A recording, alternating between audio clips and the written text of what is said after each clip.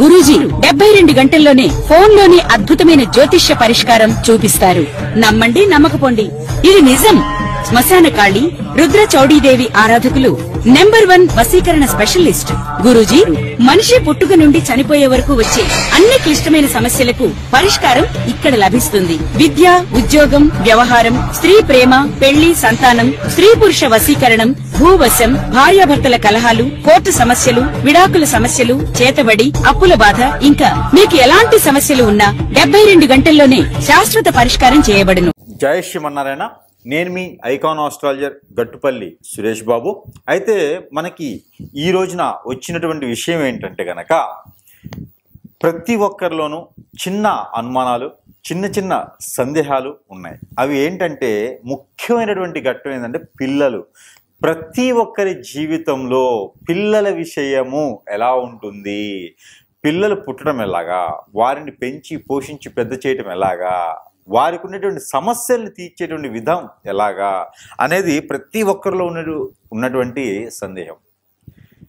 ఏ నక్షత్రంలో, ఏ రోజు, ఏ రాశిలో పుడితే ఎలాంటి దోషాలు వస్తాయి, వారికి పరిహార మార్గాలు ఏంటి, ఎక్కడికైనా వెళ్తే ఎంతెంతో ఖర్చు అవుతుంది కదా అనుకునేటువంటి వారు ఏ రాశిలో పిల్లలు పుట్టడం వల్ల ఎలా ఉంటున్నారు, వారి అవరక్షణాలు ఏంటి, వారికి నెక్స్ట్ సమస్య ఏంటి, పరిష్కార మార్గాలు ఏంటి, ఏం చేయాలి, అందరిలోనూ ఈ సందేహాలు ఉంటాయి కదా.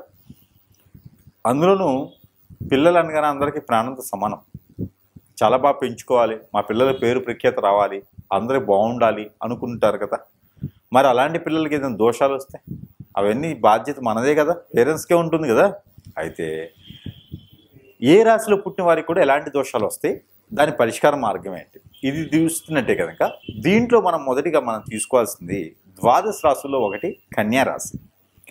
ఈ కన్యా రాశిలో పుట్టినటువంటి పిల్లల యొక్క అవలక్షణాలు ఎలా ఉంటాయంటే సిగ్గు, బిడియం, మొహమాటం, కోపం అన్నీ ఉంటాయి. వీరిలో ప్రేమ, అనురాగం, ఆప్యాయత అన్నీ ఉంటాయి. వీరొకసారి ఎవరైనా దగ్గర అయ్యారు అంటే వారింతలో వారు వెళ్ళటమే తప్పితే వీరుగా దూరం చెయ్యరు. అది కన్యారాశి వారికి కాదు. అలానే చిన్నపిల్లల నుంచి కూడా బాగుంటాడు. ఎట్లా ఉంటారంటే అందరికి దగ్గర అవుతూ అందరిని దగ్గర చేసుకుంటూ ఉంటారు. వీరిలో చదువు చాలా తక్కువగా ఉంటుంది. చదువుకున్నా కూడా వీరి నాలెడ్జి, అనుభవం ఉంటుంది తప్పితే పెద్దగా సర్టిఫికేట్ బై ఎడ్యుకేషన్స్ అయితే వీరికి కనపడవు. అలానే వీరు పుట్టుకగానే కొన్ని దోషాలు ఏర్పడతాయి. అలానే వీరికి ఎలా అంటే ఎవరైనా సరే పేగు మెడలో వేసుకొని పుట్టడం, అలానే ఇంకొక సమస్య ఏంటంటే ఉమ్ము నీరు మింగటం లాంటివి ఎక్కువ జరుగుతూ ఉంటాయి. అలానే కన్యారాశి వారికి మరొకటి ఉన్నది. అంతే ఎంత సమయం వచ్చినా అంటే 9 మాసాల కన్నా ఎక్కువ సమయం అయినా కూడా ప్రెగ్నెన్సీ డెలివరీ అనేది సరిగా ఎక్కువ త్వరగా అవ్వదు. దీంట్లో ఖచ్చితంగా కన్యారాశి వారు అని చెప్పొచ్చు. మొండిగా, మూర్ఖంగా ఉంటారు. అలానే ఆరోగ్య సమస్యలు వీరికి పెద్దగా రావు. ఒకవేళ వచ్చినా అవి బ్లడ్కి సంబంధించినటువంటి సమస్యలు వస్తాయి. అది ఎలా, మనం పుట్టినప్పుడు గోచారంలో చంద్రుడితో పాటు కుజుడు కానీ, 4వ ఇంట్లో కుజుడు కానీ, 6, 9వ ఇంట్లో కుజుడున్నా, 2, 3, 6లో బుధుడున్నా, 9, 2, 3లో కనుక గురువు ఉన్నా కూడా ఇలాంటి సమస్య వస్తుంది. అలానే దానికి తగ్గట్టుగా 8, 4, 12వ స్థానంలో శని భగవానుడు ఉంటే ఖచ్చితంగా వారికి బ్రెయిన్కి సంబంధించి కానీ, నరములకు సంబంధించింది కానీ, బ్లడ్కి సంబంధించింది కానీ సమస్యలు అయితే వస్తాయి. ఇవన్నీ కూడా మనం పరిష్కార మార్గాలు ఉన్నాయండి. ఎలా అంటే చిన్న చిన్న పరిహారాలతో అవి తీర్చుకోవచ్చు. మొదటిగా పుట్టినప్పుడు వీరికి కొన్ని రకాల గ్రహ దోషాలతో శాంతులు చేయించాలని చెప్తారు. ఈ కన్యారాశి వారికి శాంతులు కూడా కొన్ని ఎక్కువగానే ఉంటాయి. అలా చేయించలేదు గురువుగారు, మరి మాకు సమస్యకు పరిష్కారం ఏంటి అంటే ఖచ్చితంగా ఉంటుంది. ఆ పరిష్కార మార్గం కూడా మనం చూద్దాం. అయితే ముఖ్యంగా వీరిలో పెళ్ళిళ్ళు త్వరగా చేసుకోవాలి. లేదంటే కనుక చాలా ఆలస్యం అవుతుంది. ఎంత ఆలస్యం అంటే మీతో పాటు పుట్టిన వారికి వాళ్ళ పిల్లలకు కూడా పెళ్ళిళ్ళు అవుతూ ఉంటాయి, మీకు అప్పుడు అవుతుంది. అలాంటి అంత ఆలస్యం ఉంటుంది కాబట్టి వీరికి మంచి భార్య, మంచి భర్తే త్వరగా దొరుకుతారు. అయితే వీరిలో ఇంకోటి ఉన్నది, వీరి మాట తీరు కావచ్చు, పనితీరు కావచ్చు, చాలా బాగుంటుంది. కాబట్టి వీరి మీద నరదిష్టి, నరఘోష కూడా కొంచెం ఎక్కువగానే కనబడుతుంది. అయితే కన్యారాశిలో పుట్టేటువంటి ఎవరైతే ఈ పిల్లలు ఉన్నారో ఈ పిల్లలకి ఎక్కువగా నరదిష్టి, దాంతోపాటు ఆరోగ్య సమస్యలు కూడా వీరికి ఎక్కువ కనిపిస్తున్నాయి. నేను అనుకున్నటువంటి ఆరోగ్య సమస్యలు ఇట్లా ఉన్నాయి కదా. ఈ రకమైన కన్యారాశి వారికి మరి ఏం చేయాలి అనుకుంటే కనుక దానికి చిన్న చిన్న పరిహారాలతో కూడా అదృష్టవంతులు అవ్వచ్చు.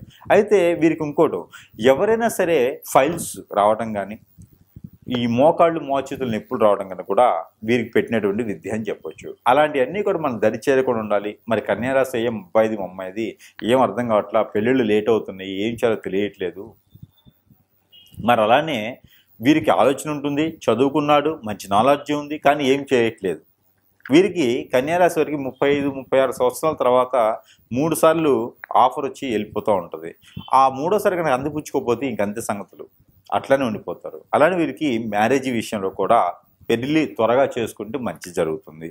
అలానే స్త్రీ పురుషులు ఎవరు జన్మించినా కూడా కన్యారాశి వారు అయితే కనుక వారికి ఇలాంటి అవలక్షణాలు ఉంటాయి కాబట్టి వారికి ఇబ్బందులైనటువంటి జీవితాన్ని గడపాలి. కాబట్టి కొన్ని రకాల ఇబ్బందులు పేరెంట్స్ పడాలి. కన్యారాశి చిన్నపిల్లలుగా ఉన్నప్పుడు చాలా రకాల సమస్యలని ఫేస్ చేస్తారు పెద్ద పేరెంట్స్ అయితే. అలాంటి ఇబ్బందులు కలగకుండా ఉండేందుకు వీరికి ఉండే దోషాలు ఘటనలు కూడా ఉన్నాయి. వీరికి 6, 8, 9, 11 ఈ సంవత్సరాల్లో అయితే ఖచ్చితంగా గండాలు కనిపిస్తున్నాయి. కాబట్టి కొన్ని రకాల ప్రికాషన్ తీసుకోవాలి ఆ సంవత్సరం లేదా ఆ మాసంలో అయినా. ఇలాగ తీసుకుంటే కనుక మీకు ఇబ్బంది లేకుండా ఉంటుంది. అయితే కన్యారాశి వారి మీద హిప్నోటిజం, బ్లాక్ మ్యాజిక్ కూడా త్వరగానే చేయించవచ్చు.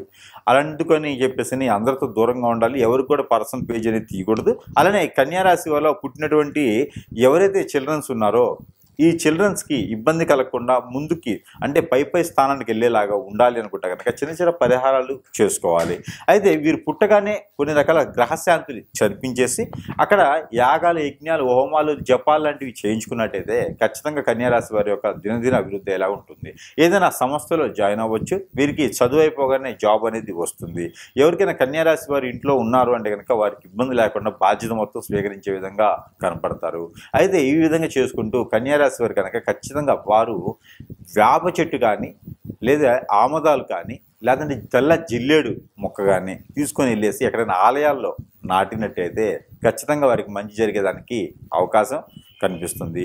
అలానే వీరికి ఉన్నటువంటి ఆలోచన విధానానికి పెట్టుబడి లేని వ్యాపారానికి బాగుంటుంది. వీరికి చెప్పారు కదా అని చెప్పి ఎక్కడో దగ్గర పెట్టుబడులు చేసే వ్యాపారాలు పెట్టకూడదు.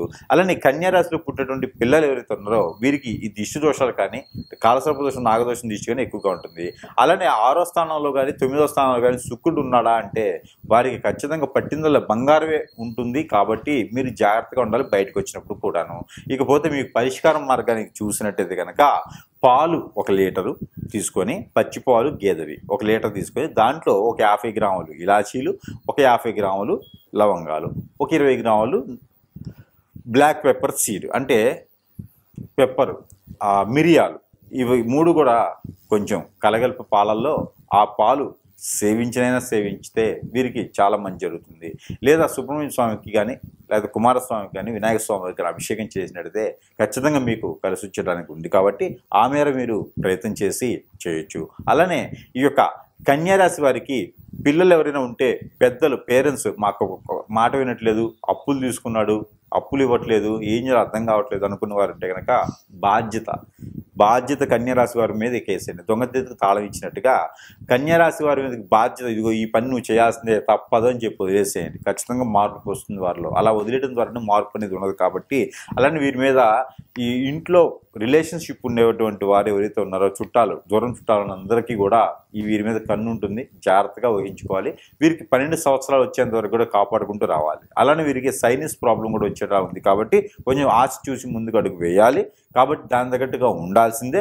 అలానే మీరు ఈ యొక్క ఏదైతే ఇబ్బందులు ఉన్నాయో ఈ ఇబ్బందులన్నీ కూడా మీకు పటాపంచులు అవ్వాలి అనుకుంటే కనుక మరొక రెమెడీ, అది ఏంటంటే కనుక ప్రతిరోజు కూడా ఈ యొక్క పత్తి గింజలు ఉంటాయి, కాటన్ సీడ్ అంటారు. ఆ కాటన్ సీడ్ని ఏదైతే మా అబ్బాయికి ఉన్న దోషాలు, మా అమ్మాయికి ఉన్న దోషాలు అన్నీ పోవాలి, పటాపంచులు అయిపోవాలి, అయినా వాళ్ళ జోలు ఎవరు రాకూడదు అని చెప్పేసి అనుకునేటువంటి పేరెంట్స్ ఎవరైతే ఉన్నారో వారు ప్రతిరోజు కూడా ఈ పత్తి గింజలు తీసుకొని ఒక 30-40 పత్తి గింజలు తీసుకొని కాల్చివేయాలి. వాళ్ళ పేరు తలుచుకొని కాల్చివేయాలి. ఇలా చేసినట్టయితే కనుక కన్యారాశి వారికి ఉన్నటువంటి దోషాలన్నీ కూడా పటాపంచులు అయిపోయేదానికి అవకాశం కనిపిస్తుంది. కాబట్టి ఆ రకమైన ప్రయత్నం చేయండి. మరొక వీడియోలో మళ్ళీ కలుద్దాం. జై శ్రీమన్నారాయణ.